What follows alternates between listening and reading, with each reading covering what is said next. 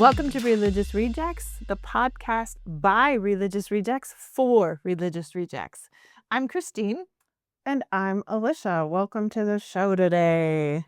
We are talking about the S word. Oh, God. Sin. Oh, Today we're talking about sin. okay. And our next episode is going to be another S word, salvation. So sin today, salvation next time. Okay.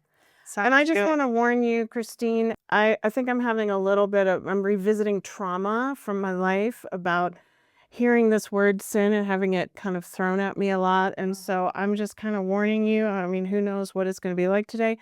But I just heard, being gay, I just heard love the sinner, hate the sin so many times. And so I just have sort of a visceral reaction to the concept of sin, even though I get that it's a very big idea in Christianity. That's a very, very, very big idea. The whole kit and caboodle is about sin, isn't it? As we kind of discussed on the first episode when we talk about original sin. I mean, it all begins and ends with sin, doesn't it? It does. It does. Which is an interesting place to start and stop things, really. I don't know. Like, For a God of love. Yes. it is a little does. strange. Yes. Big thanks to Ariana Marie Goffinet for sharing her art with Religious Rejects.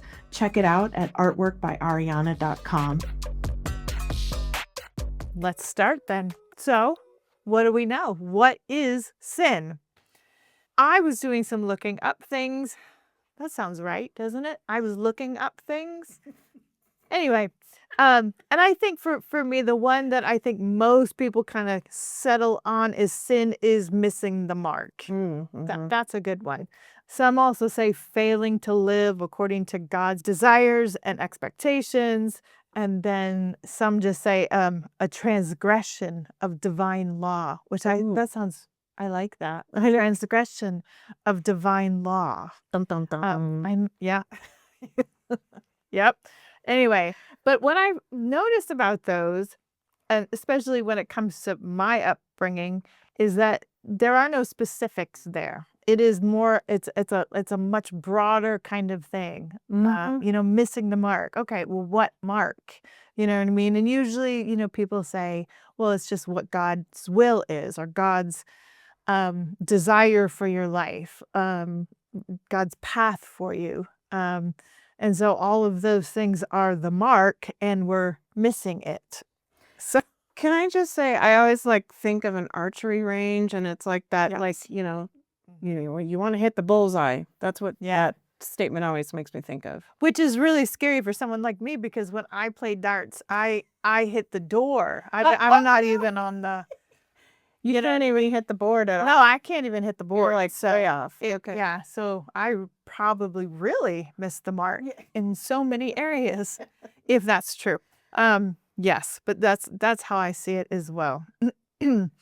But it does seem, the more that I really prepared for this, it did feel like sin was less about specifics and more about heart issues, which I've heard that, but I also, I feel like too, and you kind of brought up the point, this idea that we are to love the sinner but hate their sin. So that means, how do you hate someone's sin then without getting specific? And again, the Bible doesn't, it does get into specifics, but it's really interesting when you get to it in the Word, because it's always about, it never specifically says this is sin. That it'll say adjacent things. And when it talks about sin, it's more heart issues. When you begin a conversation about sins, people are going to start with the 10 Commandments. And those are very specific. Do not have a God before me. That's idolizing. Don't sleep with somebody's wife, the adultery, don't steal something. And yes, those can be very specific. Most scholars, however, say that the first 5 are about our heart and how we feel about God, and then how we treat other people. The other 5, which is, if you think of it that way, and then you remember when Jesus came and he kind of it's not like he threw out all the 10 commandments, but he said, you know, you've heard about these 10 commandments, but let me say to you, the greatest is love the Lord your God with all your heart, with all your mind, with all your soul. Is that right? Yeah. Something to that effect.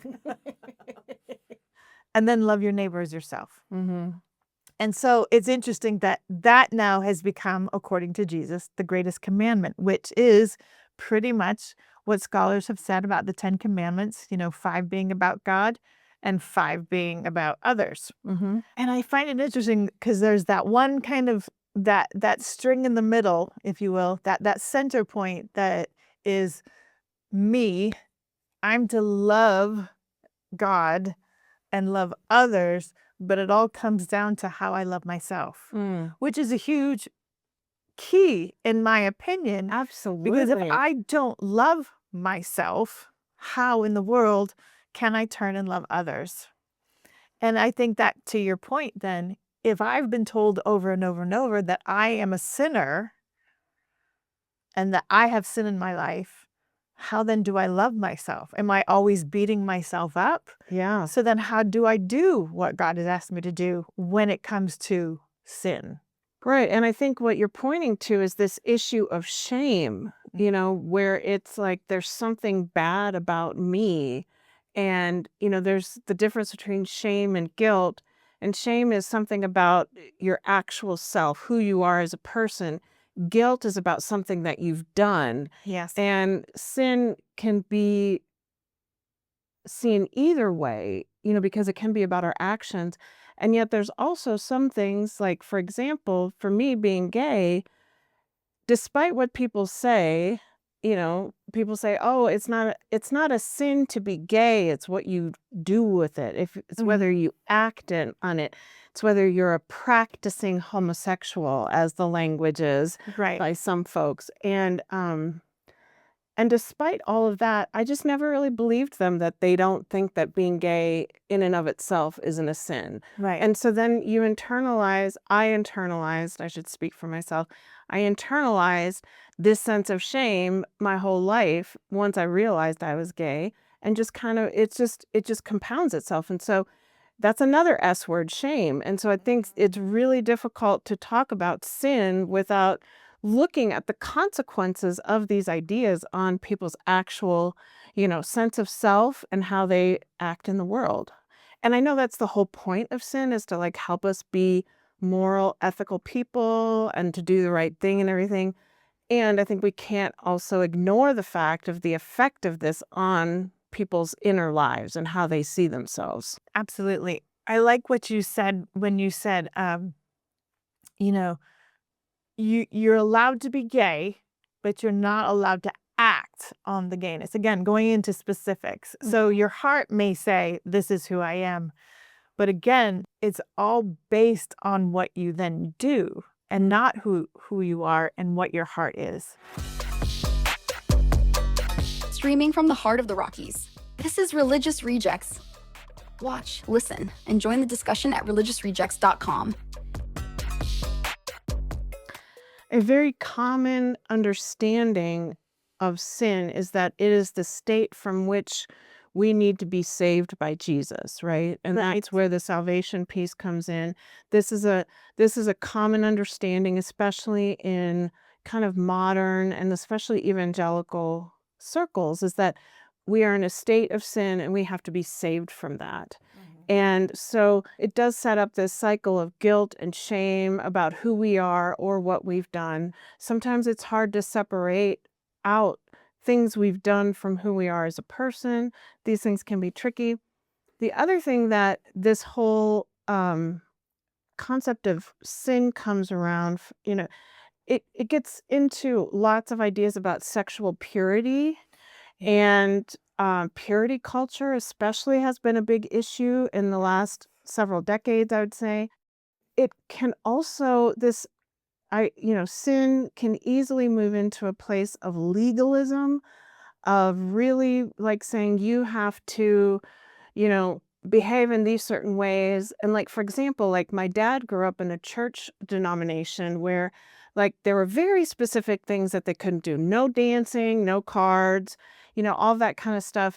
Because, I guess they're all slippery slopes. I guess there's more S words. Let's see how many S words. I was going to say, you're really into the alliteration today, aren't you? S, S, S, S. We can do Andy Cohen's word of the day on Watch What Happens Live.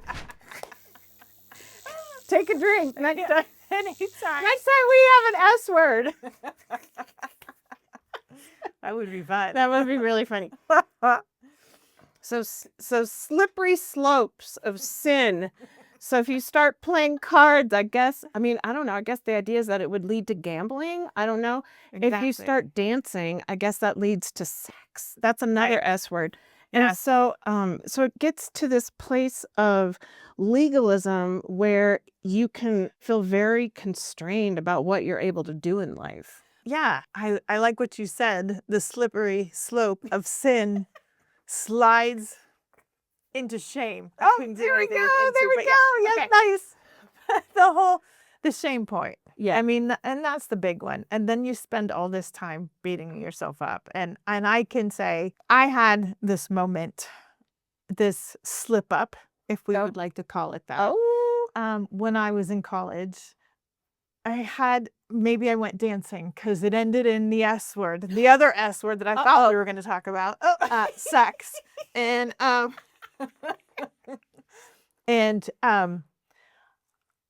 and it was just a one night stand, blah, blah, blah, blah, blah. Whatever. But I am this quote unquote Christian and I should be living my life better. And now I've done the ultimate sin and I was beating myself up so much.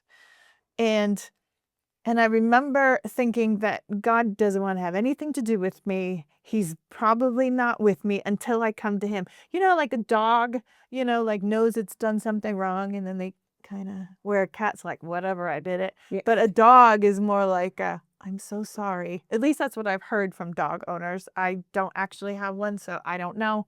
But I felt like that, like this, oh man, and here's the funny part, is I knew enough about God to know that God loved me unconditionally Mm-hmm. and was going to be fine. All I needed to do was ask for forgiveness, but I didn't want that. I wanted to be disciplined, which, yikes. I'm sure that needs to be unpacked in therapy. Yeah, I was going to say that sounds like there's a lot going on there. Several sessions of therapy. Anyway. Did you feel you needed to grovel or something? Yes. Yeah. Absolutely. Yeah. It was almost like I couldn't even talk to God because I was like, I'm not worthy, all this stuff. So finally, and this is what I kept saying or thinking was, I really don't want to ask for forgiveness because I don't feel like I deserve the forgiveness. Oh. And again, it's like, wow. Yeah. I didn't feel like I could come to God and say, man, I totally blew it. Like, I didn't feel like God was there holding my hand, walking me through it. I felt like God was standing in the corner with his arms crossed going, well, look what you did now. Mm-hmm. You got to clean up your mess. I don't know. It was weird. So after beating myself up for hours, I finally was just so exhausted. And I was like, I did that very mature thing of when you just open the Bible and point to a verse. Keep in mind, I was very young. Yeah. And, and I was hoping that verse would Speak to you. speak to me. Yes, we're going to drink. And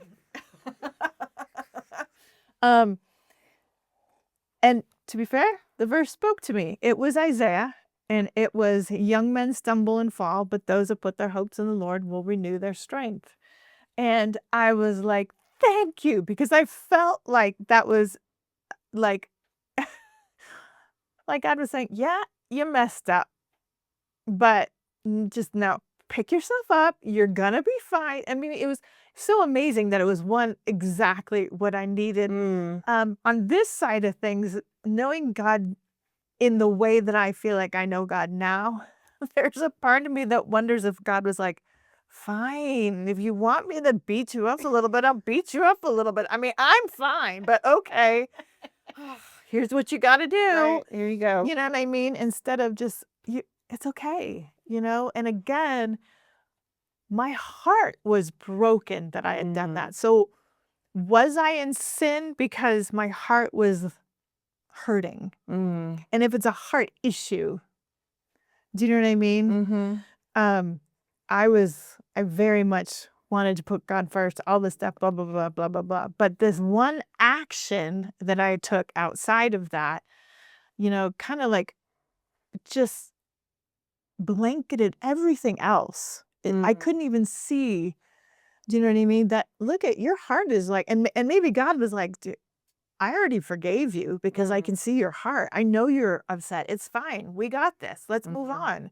And I'm like, no, beat me more. You know what I mean? Right. Which is sad because why was that? And you may be able to speak to this a little bit more, but people that I have talked to that are in the LGBT community, and we talked about this in the last episode, that, when they feel like they've come out, they still struggle with that sense of maybe I'm not okay. Maybe I should. And I can't even imagine, just from my point of view in that moment, trying to walk in that freedom that they should have, but they can't because they still have those voices in their head, those shame and the guilt voices telling them over and over again, no, you're not okay. Yeah. You grovel more. Yeah. Well, my first girlfriend broke up with me because we started dating, and then she had this, it's probably a similar experience where she just had this moment. She had come from a very conservative church background and had, always heard that being gay was wrong, wrong, wrong. And so, being in a relationship with me, at first it was okay, but then it's like her conscience and all those teachings caught up with her, and she just broke up with me, and she just left. She left town. She didn't tell anybody what she was doing. We didn't know where she went. And she ended up going to this religious mentor or whatever. And so then she went and was going to go and be all religiously right with God or something like that. And so I think it's a very common thing for folks in the LGBTQ plus community to have to deal with these sorts of things. And, there's just layer upon layer upon layer of shame. On my side, it was deeply painful. And I know it was even more so for her because she was living through that torment that she felt and trying to find a way forward with that. It was deeply painful for her and me. Right. I also think about, just women in general and how our sexuality is deemed almost sinful. It's not when it's in this context over here, but it is if it's in this context over here. So we have to, wear certain things so that we're not tempting somebody else. And if we do tempt them, then it's our sin, not theirs. Right. And I think that's a really frustrating thing because, that continual idea that my sexuality and exploring my sexuality. Oh, we are doing the S word today. This is good. Yeah. Crazy. Yeah, I there really we go. wanted to, apparently. But my sexuality somehow is triggering to other people. So I have to shut it down. Right. And somehow exploring sexuality is a sin. And again, that whole shame and guilt spiral. I was at something the other day where they were discussing Judas and his fall from grace. And in this production, they showed this woman come out and seductively dance in front of him. And I was like, I don't remember Judas struggling with women. No. And again, I was like, wait a minute. How is that sinful? You know what I mean?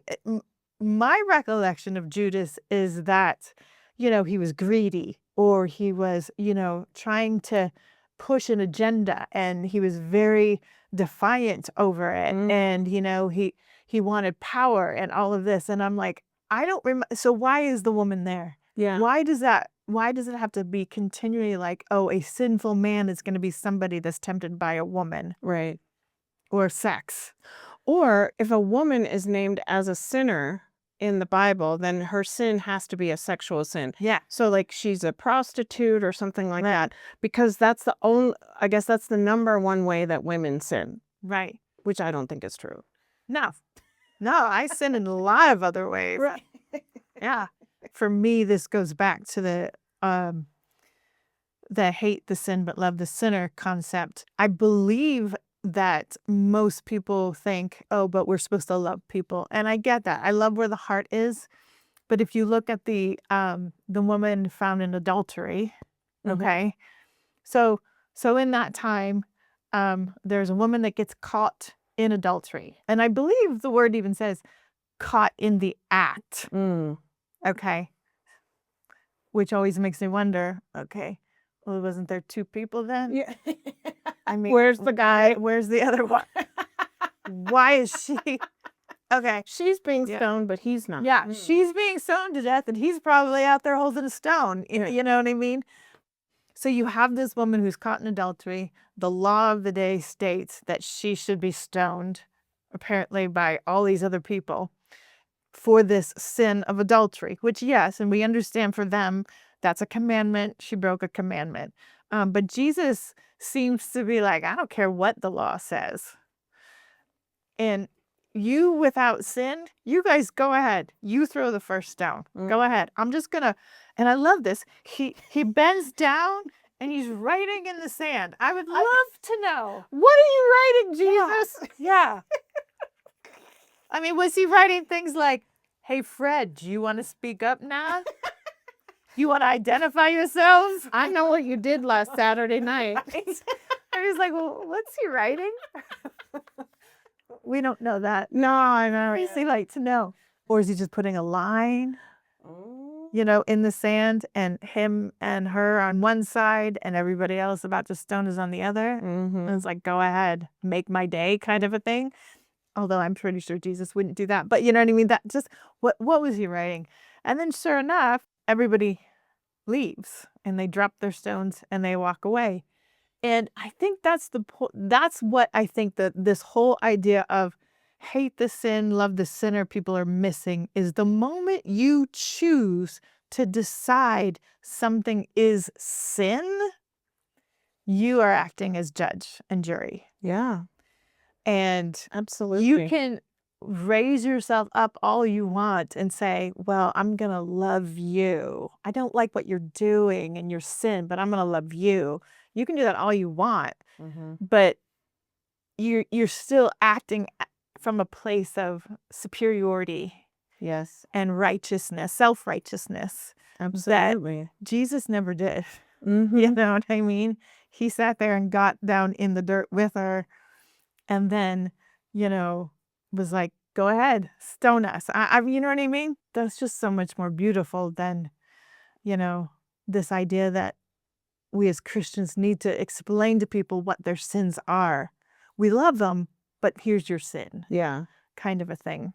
I've recently been really delving into the temptations of Jesus Christ. In the book of Matthew in chapter 4, he is baptized by John the Baptist and then immediately goes into the wilderness for 40 days. 40 days and 40 nights. And he fasts and he eats nothing. And I love that Matthew writes, and he was really hungry. I'm like, you think? Okay. Thanks for stating the obvious. Yeah. Thanks, Matthew. Gotcha. Yeah. But so after 40 days and 40 nights of being in the wilderness and not eating, it says that the devil appears and starts to tempt Jesus. The first temptation, which is an obvious one, you would think, Jesus turned these stones into bread because I know you're hungry, kind of a thought. And I think that's really interesting. And now Jesus gives a response to each one of these.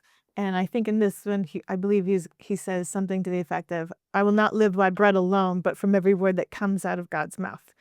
which is great. But I love the fact that the stone turning into bread would solve an immediate problem in theory if Jesus were to think too much about his flesh. If he were to think, yeah, I really am hungry. I mean, it's a great temptation. Like, I would so do it, absolutely. Well, yeah, carbs, right? I mean, it's like who? I mean, we Right. love carbs. Right. Now, growing up, I used to look at these temptations and I never quite got it because I can't turn stone into bread. Right. You know what I mean? And I was like, Yeah. well, how is this a temptation when I don't have those powers to fix things magically? Sure. So I didn't quite understand it. I've now recently rethought it. And to me, it's more about just the basic of eating and not being hungry anymore. But it's more about just getting out of being uncomfortable. And that is something I can understand and something that I do probably all the time. And I'm not just talking about getting a blanket because I'm cold, uncomfortable. But if my child is doing something and I don't want them to do it because then I'm going to project and see what their life could be like if they continue it, then I got to get in there and fix it, kind of uncomfortable. And I am a fixer, and it's very hard to kind of sit back and not fix and sit in that uncomfortableness, knowing this person has to get to where they need to be, or this situation has to keep moving and evolving before anything can happen, and to just sit in that waiting place. Because if I get ahead of God, if I move into something and say, like I said, try to fix it or try to be God, then what am I doing?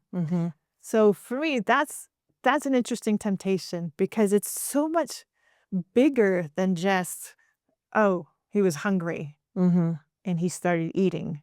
Right. To me, that sin then is just getting ahead of God or trying to fix a situation I have no business fixing. Letting God be God, whatever we want to say, or letting the person kind of figure it out. It makes me think of a caterpillar turning into a butterfly. If you help the butterfly get out of the cocoon, you will weaken it. Yeah. Because it has to grow, it has to be strong. And I think that's probably one of the hardest things of parenting. You want to tell your kid, Absolutely. yeah, like, here's what you need to do. And if you don't listen to me, you will be wrong. Right. And that was my first one. The second temptation that Jesus deals with is that Satan says, just throw yourself off this cliff. Again, I wouldn't do that. I'm not God. So again, for me, I was like, well, what am I supposed to learn from this? But it's like, throw yourself off because you know that the angels will catch you and, all that stuff. And Jesus says, I'm not going to tempt God. Absolutely. Makes sense. Don't tempt God. But also, the temptation there is also about the fact that we know who you are. We know you are the Son of God and you're special. So therefore, you can do all these things because you're special. And so that temptation is more about just raising yourself above others, believing that God has blessed you or your family or your tribe, your church, your denomination. I mean, it can keep going. Your country, you are more blessed. Which, if you stop and think about that, that's really scary because that is something that happens all the time. All the time. From something very little like, oh, look, I found a parking spot right at the front. I'm God's favorite. Okay. Right. To, my country is blessed by God, therefore. Yeah. And it's like, oh. Does that mean we're better than this country over here because they don't have the same things? Is that what you're saying? God has blessed us more? Yeah. Than this country? It's like, oh dear. Let's back that one up. Yeah, absolutely. And so the range of that sin is so huge. And that one's scary, that idea. And it's just like the same what we talked about, or what I talked about earlier when it came to people saying, I'm going to love you, but I don't like your sin, Yeah. and it's like, okay, well, what about yours? You know what I mean? Right. But that idea that I'm better and you need to be loved by me and I'm going to love you Mm-hmm. despite all the stuff that you've done Mm-hmm. and are doing. It's so gross. It is gross. It's so gross. Yeah. The Maiden, She's Not Lost. She's Exploring. See the series at artworkbyariana.com. The last sin is probably pretty easy. Jesus stands out and Satan takes him up to the highest point and you look out. I always think of it like if you do the incline here in the Colorado Springs, you can stand out and see the area. This is all mine. But I made it up the Yeah. incline. made it up the incline and all of this is mine now. Listen, that's what it feels like when you finally get up there. Anyway, but here's Jesus up there and Satan's like, look, all of this can be yours. And this idea of, I will give it to you kind of thing. And at that point, I'm sure the hunger must have taken over and Jesus like, just get away from me. Just out. Just get out.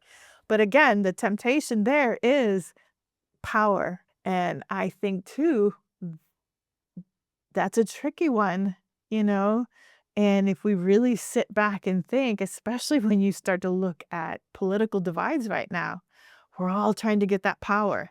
What will we do in order to have power over these leaders to affect then our agenda? And I think a lot of times that's kind of one of Judas's big mistakes is that he was like, we need the power away from the Romans.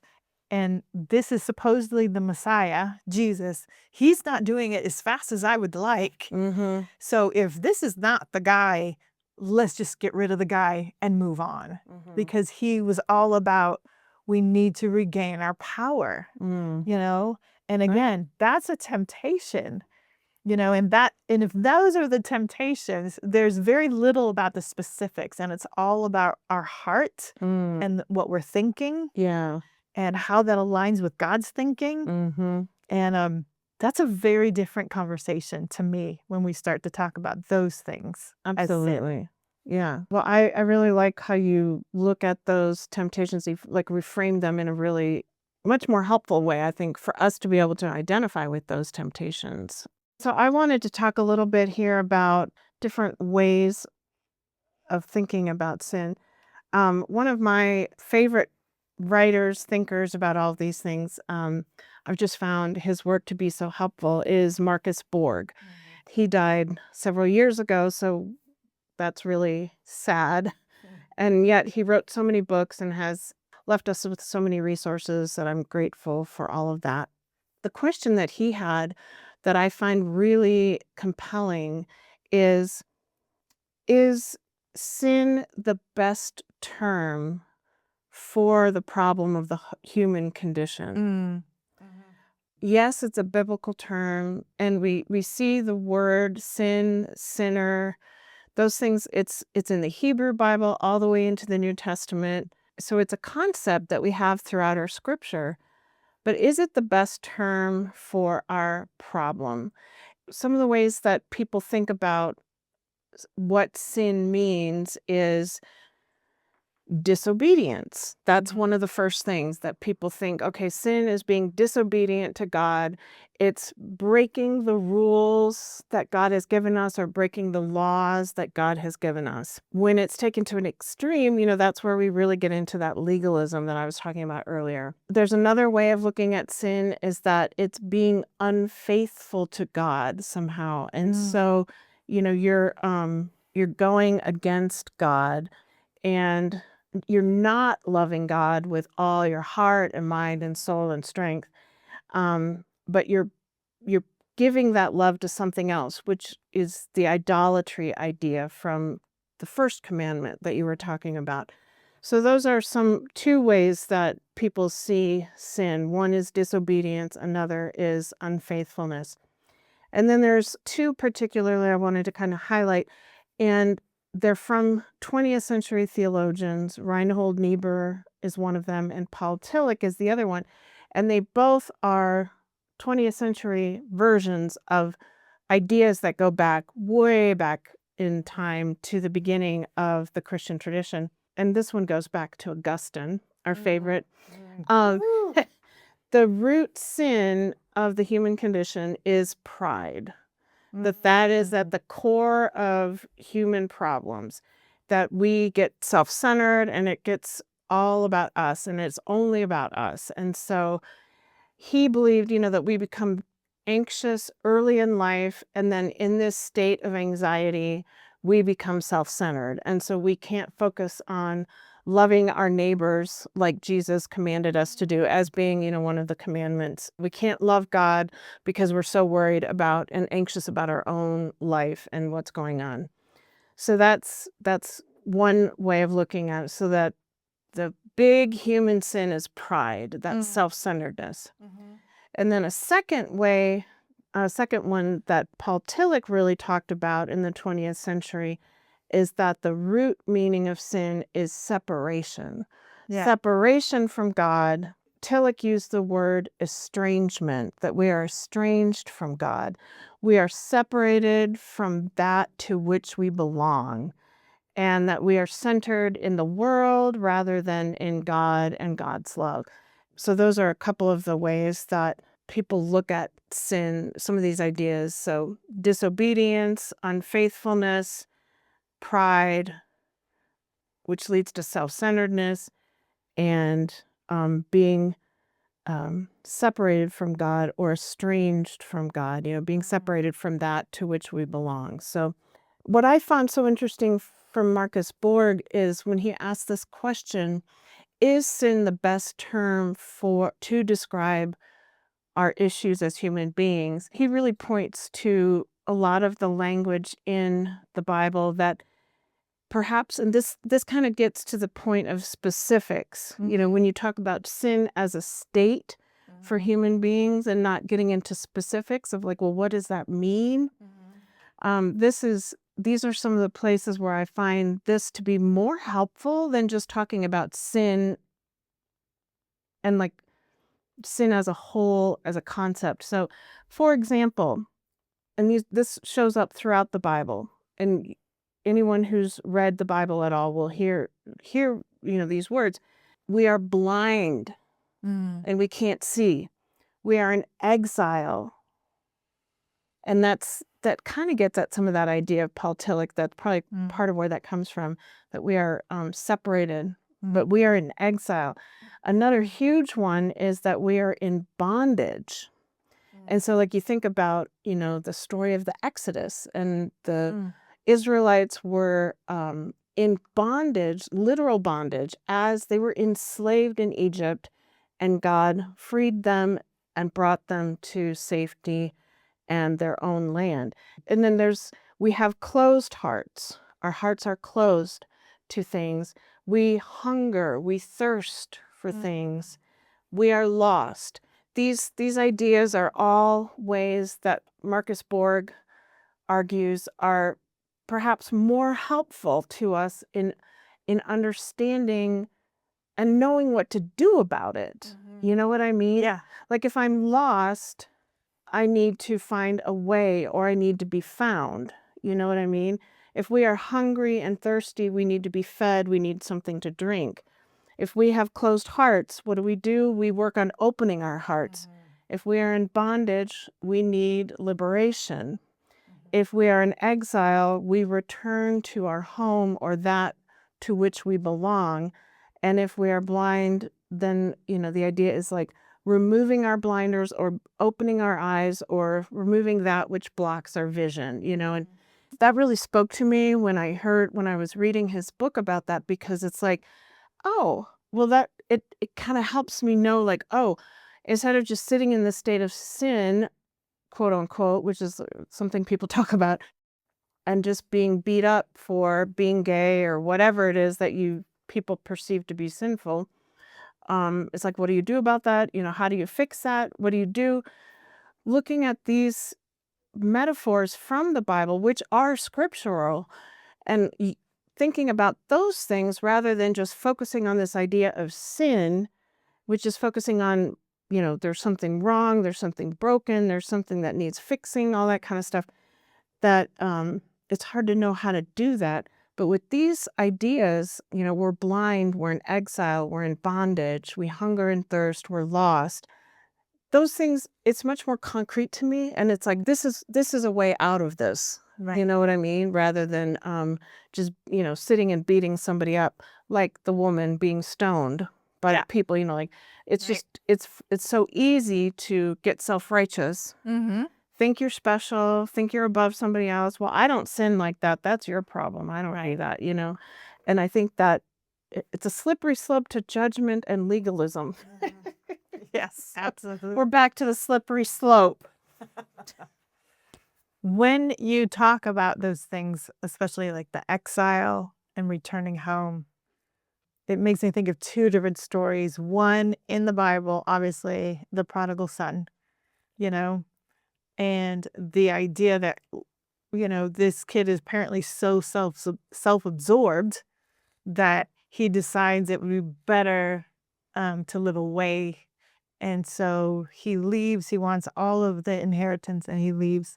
And interestingly enough, as painful as that must have been for the parent, that parent never tries to fix it. Nope. Again, parent does not try to fix it. The parent says, there you go. Here's your inheritance. Bye. And the kid goes off and, has all these things happen to him. I'm sure he had great adventures and some really bad ones. Mm-hmm. Ends up in a really bad place. And it kind of like me, like, I'm going to go home and even just like, I'm going to grovel at my dad's feet. Right? And just ask if I can be fed just like the pigs. You know what I mean? Like they've got it better than I do right here. So this is the plan for this kid. Just kind of like, now that I'm thinking about it, just like my plan for myself is like, okay, let me grovel. And yet the dad, of course, is not. Most people know the story. Dad is standing on the porch just waiting and waiting and waiting to welcome this kid home. And that story falls in line with another ancient story that is called the Hymn of the Pearl. Mm. And it's a very similar thought where a young man is sent on a mission to retrieve this pearl from a dragon. He leaves his kingdom. He is actually the prince. He leaves this place and he's just inundated with all these new places that he's never been to. Mm. And he starts to get into all the things that you can get into when you're away from home alone.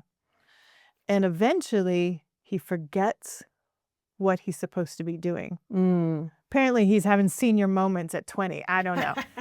I walk into a room a lot and go, what? Why am I here? Yeah. This kid, forgets what the purpose was. Mm-hmm. And similar to the prodigal son, ends up in a very dark place at the bottom, if you will. He's reached rock bottom and then remembers who he is and where he's from. Mm. And who his father is. And it's a really great story because it is so much like this, that remembering and unexiling yourself, if you will. And I like that it's like they may have been lost, but they also know how to be found. Not just be found, but they know, I have to go home. Mm. I need to go back. Yeah. Because my dad's waiting on the porch. Or my father's the king and he really needed this pearl. So I got to go get this and go home because this is not for me. And so again, it's interesting that the specifics in those stories are what happened, but the sin itself is just that forgetting who we are and where we came from. And I think too, just being reflective in our life. Like I think for today, again, if we want to just spend so much time on those specifics, then you forget to look at the heart, which is really what it's all about. And that is something that nobody can see. Somebody walking up saying, hate the sin, love the sinner, never sees the heart. So how then do you know that it, you know what I mean? Like, it's like that heart piece is so personal and private and between you and God. And, that is the crux of it, I think. And somebody sitting back trying to judge what's in my heart and what's really going on, that's not a good thing, No. you know?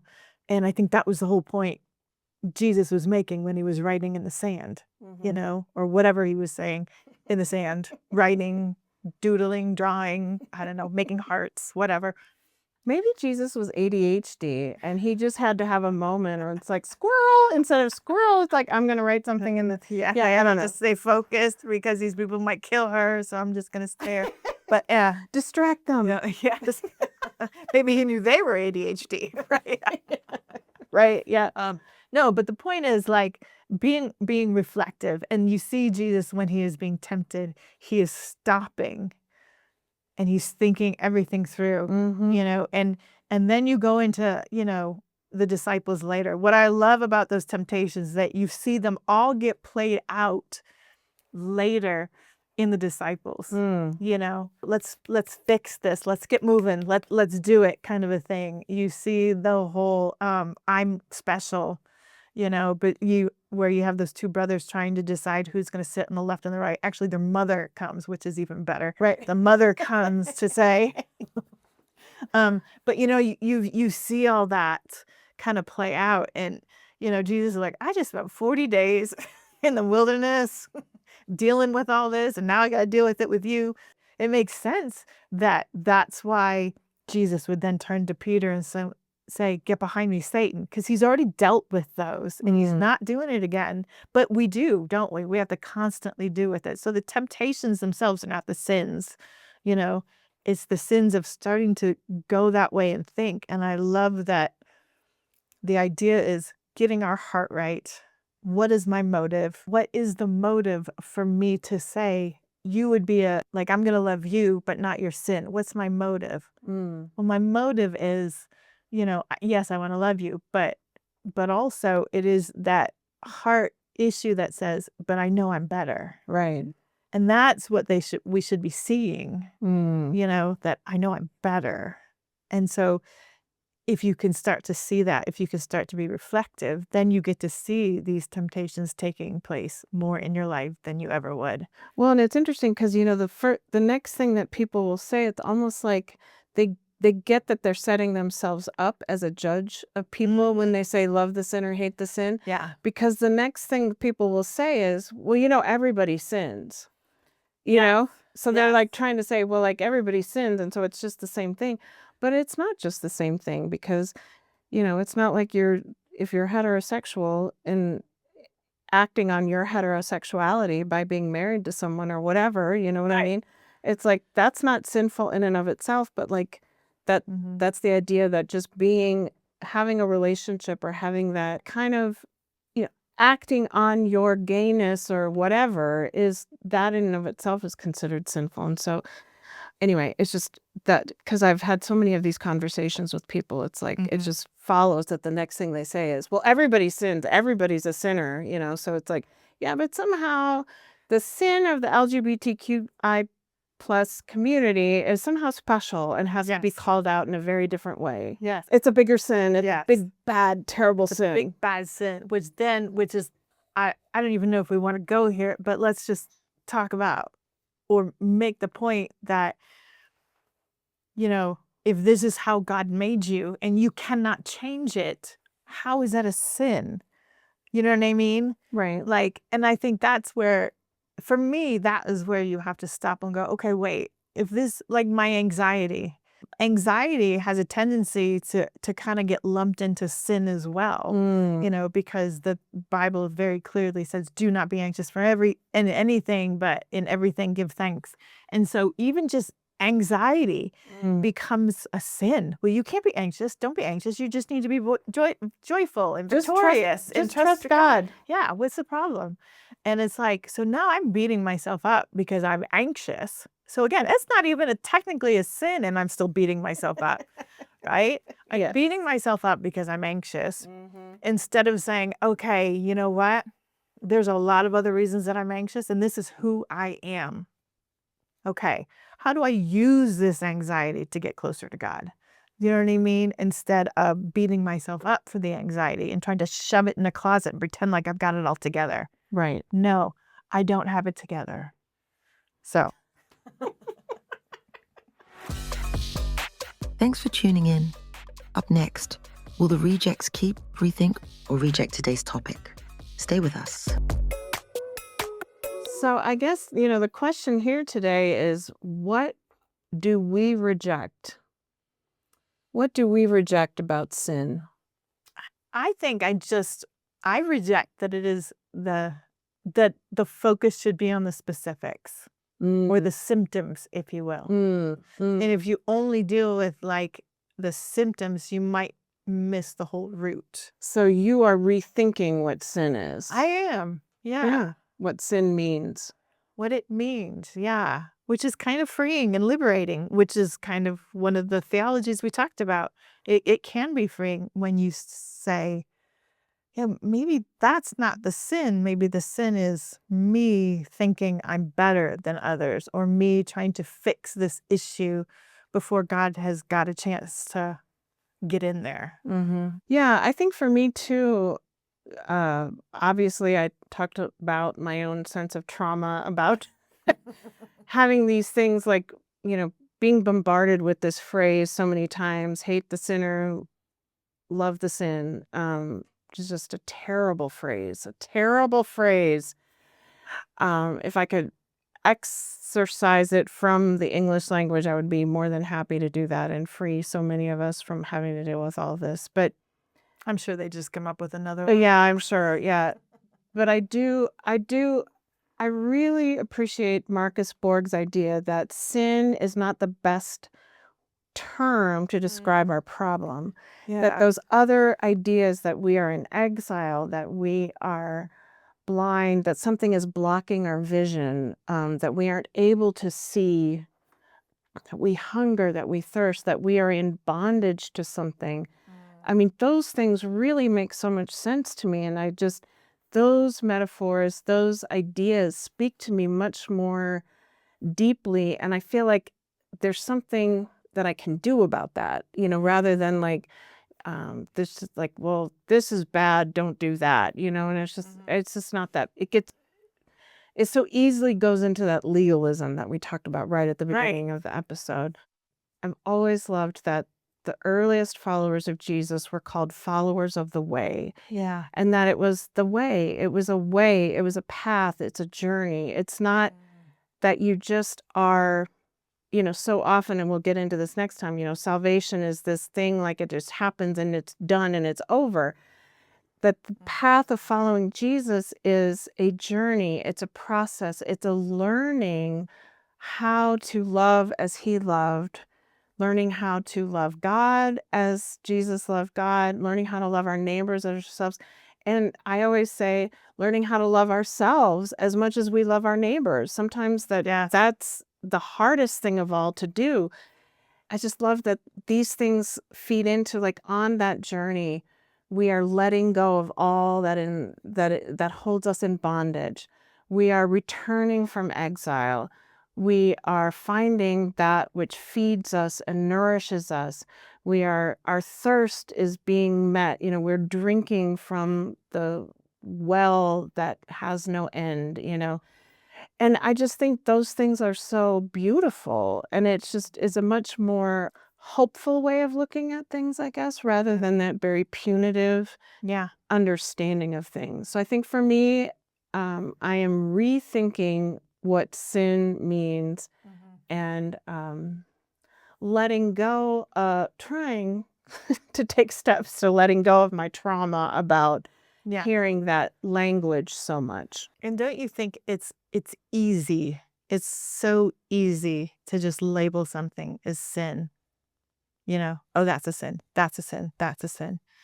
But it's so much harder to stop and say, why is that a sin almost? Am I doing that? What am I thinking inside? And I think there's so much more work with the other way of exile with, with all of those other ways than there is to just label things and move on and say, well, I thank God I don't have those. Right. Exactly. Yeah. Thank God I don't do that. Mm-hmm. But it's so much harder to sit and think about, what am I doing? What are my motives? What's the end game here? What do I feel God's telling me to do? That takes a lot of work It does. and a lot of time and a lot of being quiet. Mm-hmm. Again, all of those things are not normally a lot of people want to put into their relationship with God anymore. It's just easier to have somebody tell you, these are the sins, stay away from them, and stay away from the people that have them. Done. It reminds me of this statement that someone once told me. Given enough information, most human behavior makes sense. Given enough information, most human behavior makes sense. So when we see people doing things that we don't understand, we haven't had their life experiences. We haven't been through what they've been through. And so their behavior makes no sense to us. We're like, well, why are you doing that? That's so stupid.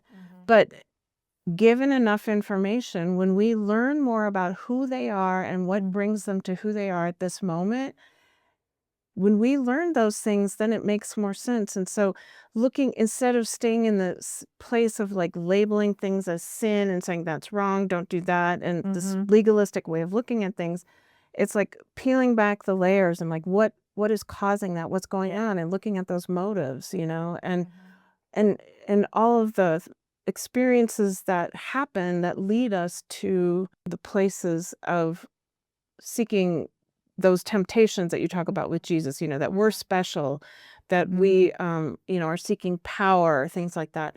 It gives us a different way to look at people, and it opens, as Borg talks about, it opens our heart to people in a different way. Yeah. Instead of closing our hearts like, well, I don't do that, and I'm not the sinner that you are. Right.